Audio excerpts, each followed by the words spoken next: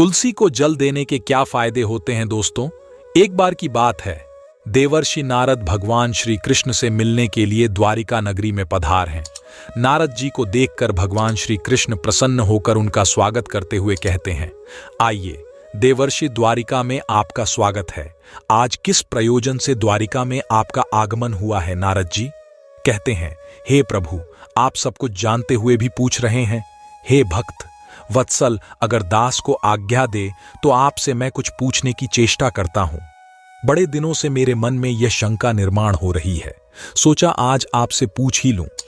श्री कृष्ण कहते हैं, हे देवर्षि, अवश्य पूछिए। आपकी हर शंका का समाधान करना मेरा कर्तव्य है।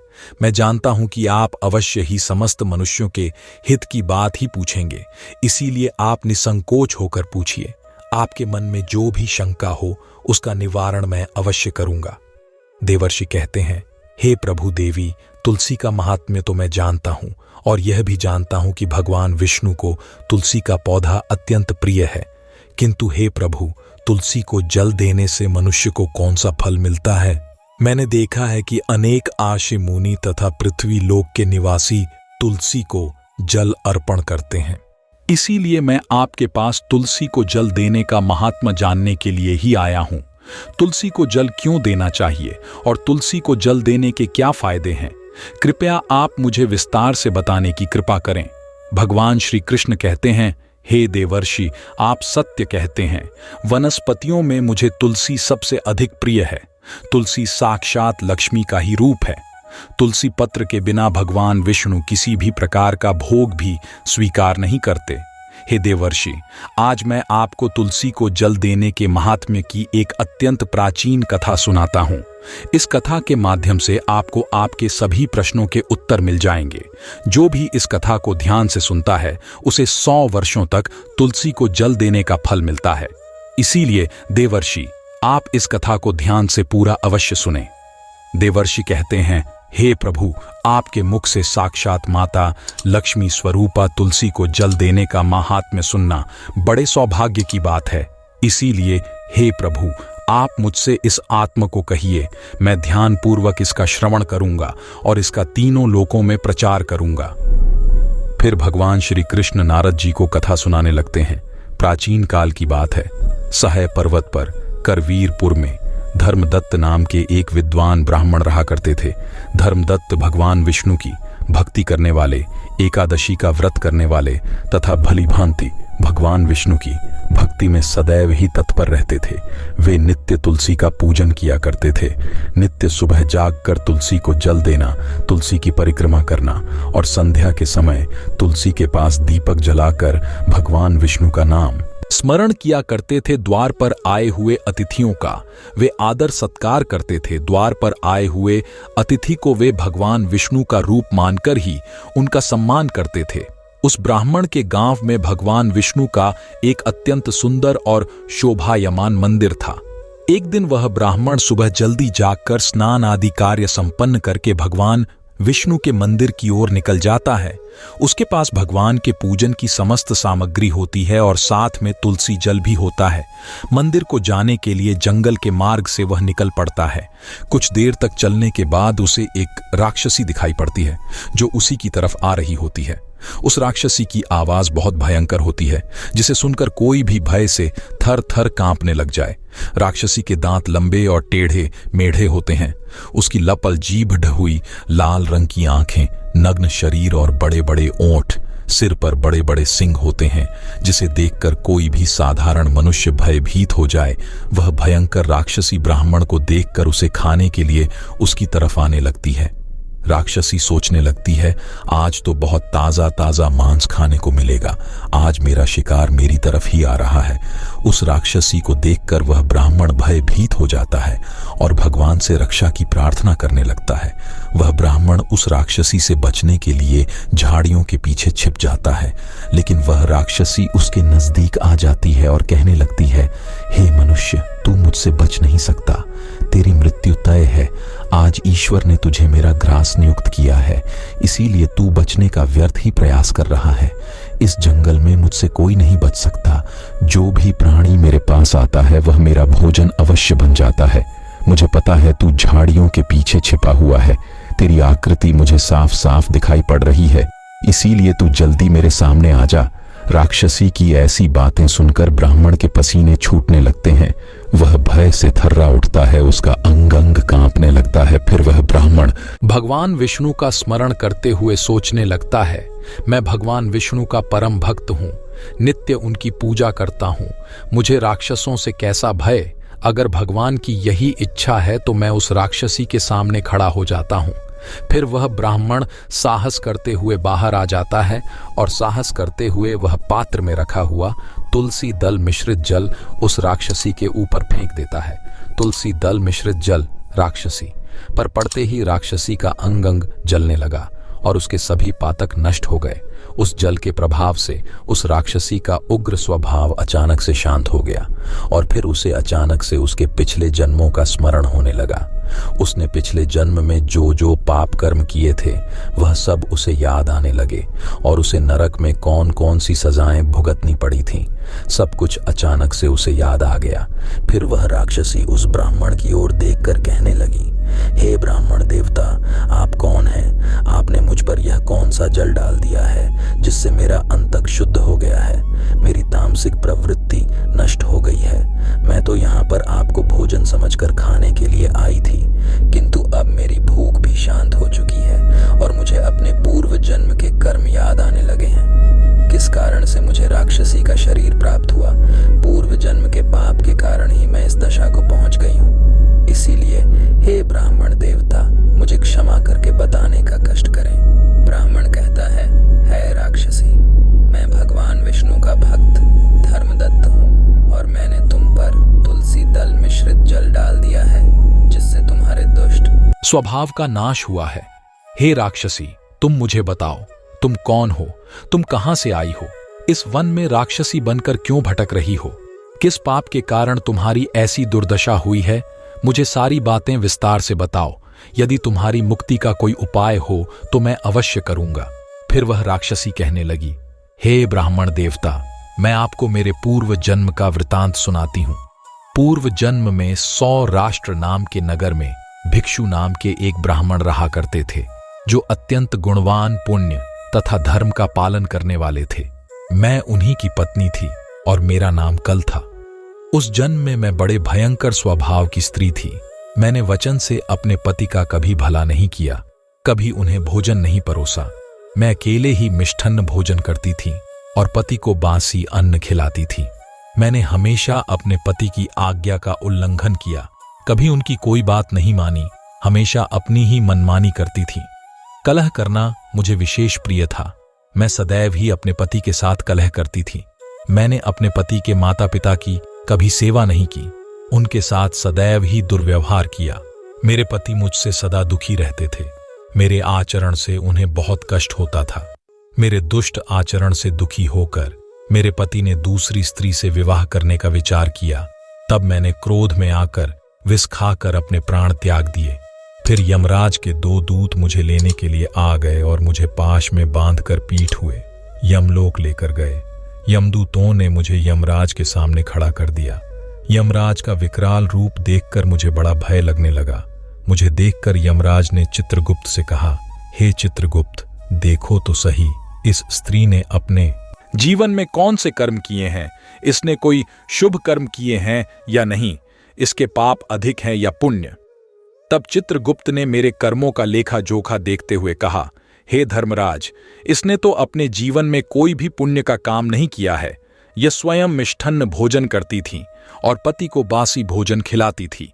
इसीलिए इसे चमगादड़ के जन्म में डाल देना उचित होगा, जहां पर यह विष्ठा खाती हुई जीवन व्यतीत करे।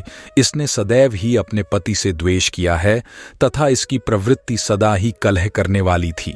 इसीलिए इसे सुवर्ण के जन्म में डाल दिया जाए, जहां पर यह विष्ठा का भोजन करती हुई समय व्यतीत करें।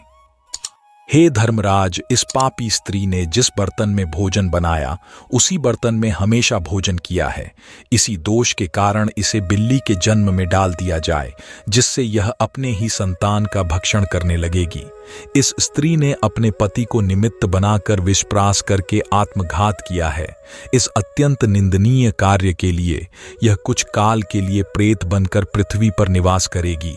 इसे दूतों के साथ मरु प्रदेश में भेज देना चाहिए।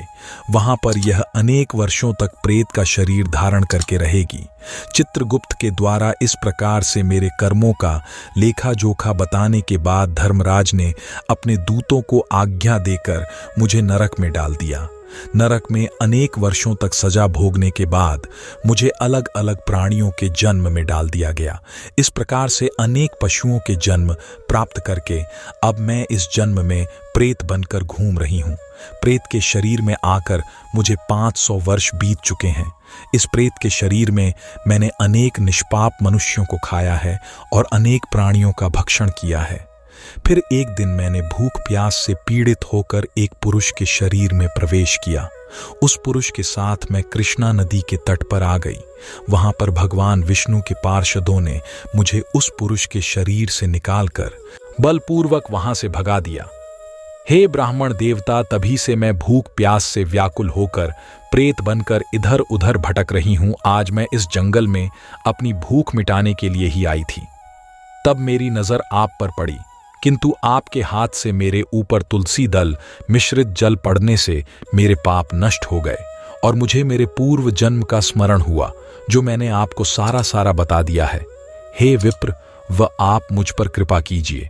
आप कोई पुण्यात्मा दिखाई पड़ते हो, कृपया आप मुझे इस प्रेत के शरीर से मुक्ति दिलाई। मां दत्त ब्राह्मण कहता है, हे राक्षसी, तीर्थ, स्नान, दान तथा व्रत आदि कार्यों से मनुष्य के पाप नष्ट हो जाते हैं, किंतु इस समय पर तुम प्रेत के शरीर में हो, इसीलिए यह कार्य तुम नहीं कर पाओगी। तुम्हारी ऐसी दुर्गति देखकर मुझे बड़ा दुख हो रहा है।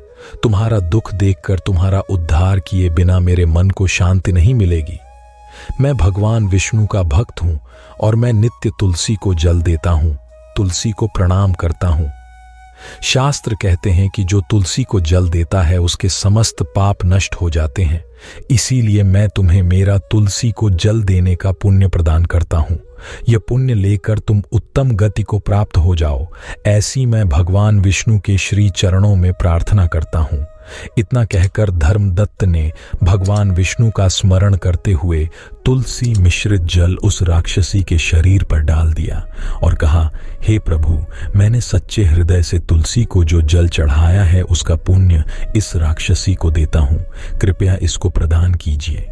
जैसे ही वह तुलसी मिश्रित जल उस राक्षसी के शरीर पर पड़ा, उसका राक्षसी शरीर भस्म हो गया और उसके शरीर से एक दिव्य रूप धारण की हुई स्त्री निकली। वह साक्षात देवी के समान तेजस्विनी दिखाई देने लगी। उसका रूप देखकर ऐसा जान पड़ रहा था कि वह स्वर्गलोक की कोई अप्सरा हो। तब उस स्त्री ने धर्मदत्त को प्रणाम किया और कहने लगी, हे द्विज श्रेष्ठ, आपकी कृपा से मुझे इस पापी शरीर से मुक्ति मिली है। मैं पाप के समुद्र में डूब रही थी, आप मेरे लिए नौका बनकर आए हैं। फिर आकाश से एक दिव्य विमान जमीन पर उतर आया। उस विमान में भगवान विष्णु के 2 पार्षद बैठे हुए थे। उस दिव्य विमान और उसमें बैठे हुए पार्षदों को देखकर धर्मदत्त को बड़ा विस्मय हुआ। उसने उन पार्षदों को प्रणाम किया। ब्राह्मण को प्रणाम करते हुए देखकर वे पार्षद कहने लगे, हे ब्राह्मण, तुम्हें धन्यवाद है, क्योंकि तुम सदा ही भगवान विष्णु की आराधना में संलग्न रहते हो, अतिथियों का सत्कार करते हो। तुम धर्मात्मा हो और एकादशी के व्रत का अनुष्ठान करते हो। तुमने बचपन से लेकर आज तक तुलसी को जल दिया और उसकी सेवा की है। तुम्हारे पुण्य के दान से ही यह राक्षसी पाप से मुक्त होकर विष्णु लोक को जा रही है। जब तुम्हारे इस शरीर का अंत होगा, तुम अपनी पत्नी के साथ भगवान विष्णु के धाम वैकुंठ लोक में जाओगे और उन्हीं के समीप चिरकाल तक निवास करोगे। श्री कृष्ण कहते हैं, हे देवर्षि, इस प्रकार से तुलसी को जल देने का पुण्य प्रदान करके धर्मदत्त ब्राह्मण ने उस राक्षसी को मुक्ति दिलाई है। भगवान श्री कृष्ण कहते हैं, हे देवर्षि, वनस्पति नाम तुलसी मासा नाम कार्तिक प्रिय, एकादशी तिथि नाम चक्र नाम द्वारका मम वनस्पतियों में मुझे तुलसी प्रिय है। मास में कार्तिक मास, तिथि में एकादशी और क्षेत्र में मुझे द्वारका प्रिय है। इसीलिए जो मनुष्य नित्य तुलसी की पूजा करता है, तुलसी को जल देता है, वह मुझे सबसे अधिक प्रिय है। उस मनुष्य की कभी दुर्गति नहीं होती है, वह कभी नरक में नहीं गिरता है। जिन घरों में तुलसी का पौधा सदैव ही हरा भरा रहता है, उस घर में सुख शांति और समृद्धि बनी रहती है। भगवान विष्णु की पूजा में और उन्हें चढ़ाए जाने वाले भोग में तुलसी के पत्र अवश्य होने चाहिए, क्योंकि तुलसी पत्र के बिना भगवान विष्णु किसी भी प्रकार का भोग स्वीकार नहीं करते हैं। इसीलिए प्रत्येक घर में तुल का पौध अवश्य होना चाहिए। जहां पर तुल का पौधा हो, उस स्थान के आसपास थूकने से घोर अनर्थ हो है। तुलसी के पास जल से भरा हुआ पात्र भी नहीं रखना चाहिए। तुलसी के पौधे के पास दीपक जलाने के बाद दीपक को वहां से हटा देना चाहिए, क्योंकि तुलसी के नीचे बुझा हुआ दीपक रखना अशुभ माना जाता है। जिस स्थान पर भी तुल का पौधा होता है, उस स्थान को हमेशा ही स्वच्छ रखना चाहिए। इसीलिए नियमित रूप से तुलसी के पौधे का पास साफ सफाई का ध्यान रखें। शास्त्रों के अनुसार मासिक धर्म के दौरान महिलाओं को तुलसी के पौधे में पानी नहीं डालना चाहिए और तुलसी को स्पर्श करना भी वर्जित है। तुलसी को बिना स्नान किए जल नहीं देना चाहिए और पैरों में चप्पल आदि पहनकर भी तुलसी को जल ना दे। तुलसी को जल देते समय ध्यान रहे कि वह जल आपके पैरों पर ना पड़े, इससे तुलसी का अपमान होता है। श्री कृष्ण कहते हैं, तुलसी के दर्शन से मनुष्य को स्वर्ग की प्राप्ति होती है और तुलसी पत्र के सेवन से उसके सभी पाप नष्ट हो जाते हैं।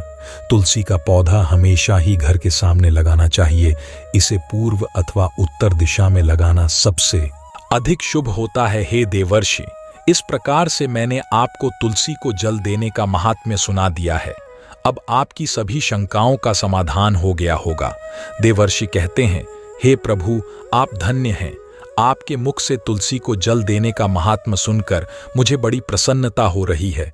इस कथा का श्रवण करके मेरे मन की सभी शंकाओं का समाधान हो गया है। अब मैं इस कथा का तीनों लोकों में प्रचार करूंगा। तो दोस्तों, इस प्रकार से भगवान श्री कृष्ण ने तुलसी को जल देने का महात्म्य नारद जी को सुना दिया। आपको ये कथा कैसी लगी, कमेंट करके अवश्य बताएं। आपने इस कथा को ध्यान से पूरा सुना, इसलिए आप सभी का धन्यवाद। आप इस कथा को शेयर करके इसका प्रचार अवश्य करें। अगर जानकारी अच्छी लगी तो वीडियो को लाइक ज़रूर करें। कमेंट में जय श्री कृष्ण अवश्य लिखें। साथ ही चैनल को सब्सक्राइब करें। आप सभी का धन्यवाद।